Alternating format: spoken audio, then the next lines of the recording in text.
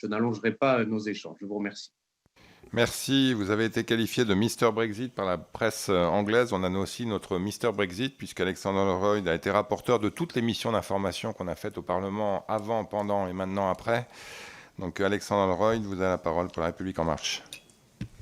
Merci, Monsieur le Président. Monsieur le négociateur, est-ce que je peux m'associer pour vous féliciter? Parce que, au-delà de l'événement que je regrette autant que vous, que je pense que beaucoup d'entre nous regrettent, je veux vous féliciter pour le travail accompli par vous et vos équipes. C'est une négociation difficile. Vous avez cultivé l'unité des 27, vous l'avez rappelé. Ça a été plutôt un marathon d'ailleurs qu'une négociation, et c'est une négociation complexe, politiquement et techniquement, qui arrive à une fin. Et il me paraît que vous méritez amplement, vous et votre équipe, ces félicitations. Permettez-moi aussi de vous remercier au nom des 300 000 citoyens français qui habitent au Royaume-Uni et qui ont vécu pendant un certain nombre de mois avec l'angoisse chevillée au corps de voir leurs droits les plus élémentaires siphonnés, et que l'accord de retrait protège et préserve à l'avenir. J'ai deux questions. Une première question sur ce qui n'est pas dans l'accord, en l'occurrence sur la protection des données privées.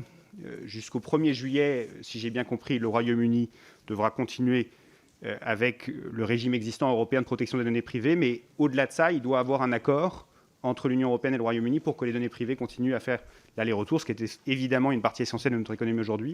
Est-ce que vous pouvez nous dire quel est un peu le calendrier ou quelle est la procédure pour négocier cet élément sur les données privées qui n'est pas dans l'accord? J'ai une deuxième question sur la mise en œuvre de l'accord et sur la gouvernance. L'accord contient un certain nombre de mécanismes qui peuvent être enclenchés par un parti ou l'autre. Vendredi dernier, la Commission a décidé d'enclencher l'article 16 de l'article, qui vise à restreindre les exportations en Irlande du Nord depuis l'Irlande du Sud. Et ensuite, au bout de quelques heures, a changé son fusil d'épaule, ou en tout cas a reculé sur cet objectif-là. Est-ce que vous pouvez nous expliquer ce qui s'est passé?